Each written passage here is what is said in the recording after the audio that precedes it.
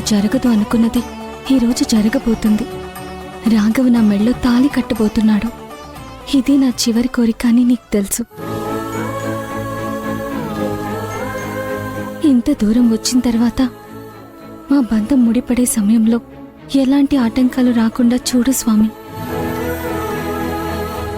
అలాగే ఈ నిజం ఎప్పటికీ ఇంట్లో వాళ్ళకి తెలియకూడదు. తెలిస్తే నాకంటే ఎక్కువగా భూమి మాధవులు బాధపడాల్సి వస్తుంది. వాళ్ళ జీవితాలు అగమ్య గోచరంగా తయారవుతాయి.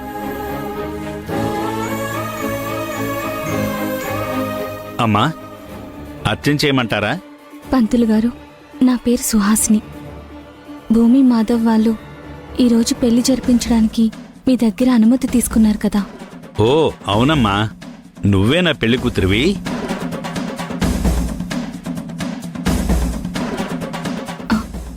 అవునండి. అవునా? మరి నీతో పాటు ఎవరు రాలేదేమిటమ్మా? ఒక్కదానివే వచ్చావు. ఏమిటి, ప్రేమ వివాహమా? ఏ వివాహం అయితే ఏంటమ్మా, మీరు కలిసి ఉంటే అదే చాలు. పెళ్లికి కావలసిన కొన్ని సామాన్లు మీ వాళ్ళకి చెప్పాను, నువ్వేమన్నా తీసుకొచ్చావా? తెలీదు పంతులు గారు, బహుశా వాళ్ళు తీసుకొస్తున్నారేమో. సరే తల్లి, ఈ లోపు నువ్వు ప్రదక్షిణలు చేసిరా. అలాగే పంతులు గారు.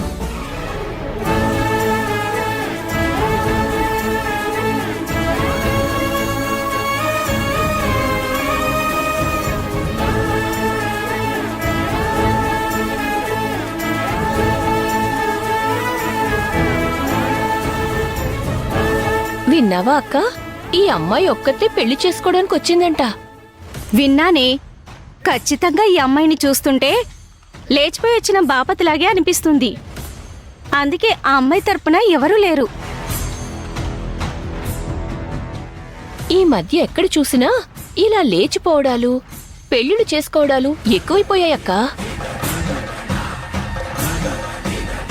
లేచిపోయి పెళ్లి చేసుకుంటే పర్వాలేదు. ఈ మధ్య కొంతమంది 2-3 పెళ్లిళ్ళు చేసుకుంటున్నారు. ఈ అమ్మాయిని చూస్తే ఖచ్చితంగా ఇంతకు ముందు ఇంకో పెళ్లి జరిగే ఉండుంటుంది. నన్ను అడిగితే పిల్లలు కూడా ఉండుంటారు. అవునా అక్క? అంతే అంటావా? అవునే. ఈ మధ్య ఇదో ఫ్యాషన్ అయిపోయింది. బాగా డబ్బున్న మగవాళ్ళని ఆడవాళ్ళు ఎరేసి పట్టుకుంటున్నారు. ప్రతి మగాడికి ఇంట్లో ఇల్లాలు, వంటింట్లో ప్రియరాలు కావాల్సి వస్తుంది. ప్రతి మగాడు 2-3 ఊరికే మెయింటైన్ చేయట్లేదు. ఇదిగో ఇలాగే.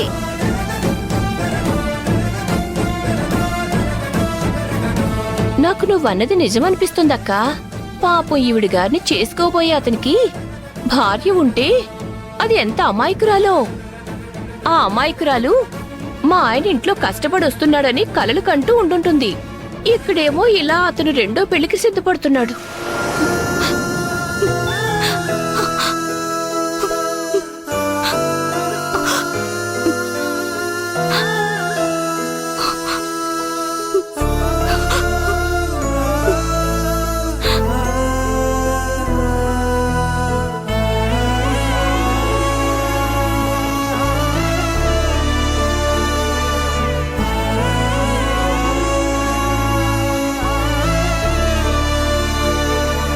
ఎంత పనిచేసావే! నాకు ముందు నుంచి నీ మీద అనుమానంగానే ఉంది. ఎన్నోసార్లు అడిగాను, నా మొగుణ్ణి వలలు వేసుకోవాలని చూస్తున్నావా అని. కాని నువ్వు లేదు అని అబద్ధాలాడావు.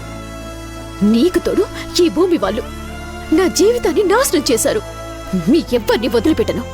మీ అందరినీ రోడ్డు మీదకి ఏడుస్తాను, కోర్టుకి ఏడుస్తాను. ఈ అలైక్య అంటే ఏంటో చూపిస్తాను.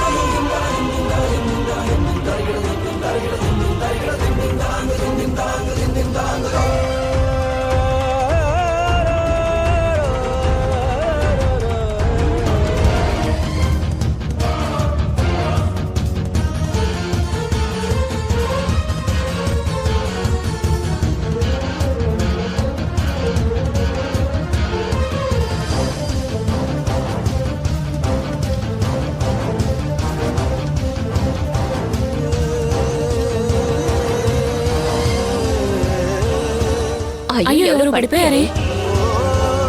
అయ్యో ఏమండి? ఏమైందమ్మా? ఏమండి నువ్వు వెళ్ళి వాటర్ తీసుకురా. అలాగే. అమ్మా ఏమండి ఏమండి లేవండి. ఏమండి ఏమండి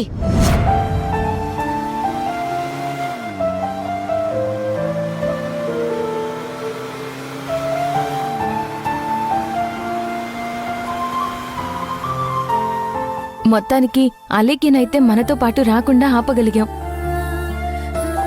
ఈ విషయంలో ముందు మన అత్తయ్యకి మావయ్యకి చాలా థ్యాంక్స్ చెప్పాలి మాధవ్.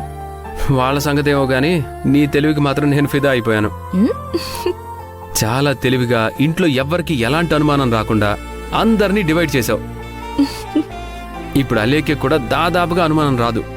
ఏది ఏమైనా మా శ్రీవారి ట్రైనింగ్లో అలా ముందుకు పోయాం సార్. నీ గొప్పతనాన్ని నా గొప్పతనం అనే ప్రయత్నం చేయకు.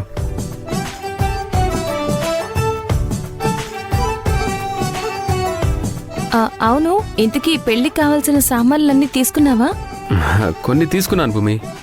పూలు వగేరాలు వంటివి అక్కడ టెంపుల్ దగ్గర తీసుకుందామని ఇప్పుడు తీసుకోలేదు.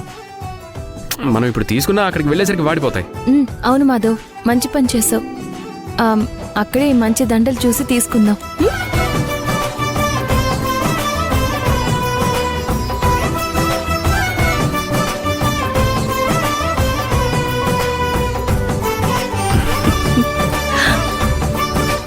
థ్యాంక్ యూ భూమి. ఇప్పుడు థ్యాంక్స్ ఎందుకు చెప్తున్నావు? నువ్వే గనక సుహాసిని అన్నయ్యల పెళ్లిని నీ భుజాల మీద వేసుకొని ముందుకు వెళ్ళకపోతే ఈరోజింత ప్రశాంతంగా అన్నయ్య సుహాసినిలా పెళ్లి జరిగేదే కాదు.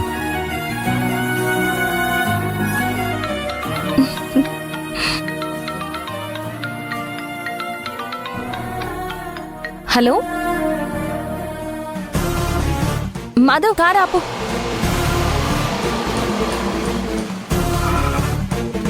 సరే, ఇప్పుడే వస్తున్నావు. తనని జాగ్రత్తగా చూసుకోండి. భూమి ఏమైంది? మాధవ్, సుహాసిని గారికి ఏమైందో సరిగ్గా చెప్పు. సుహాసిని గారు కళ్ళు తిరిగి పడిపోయారంట.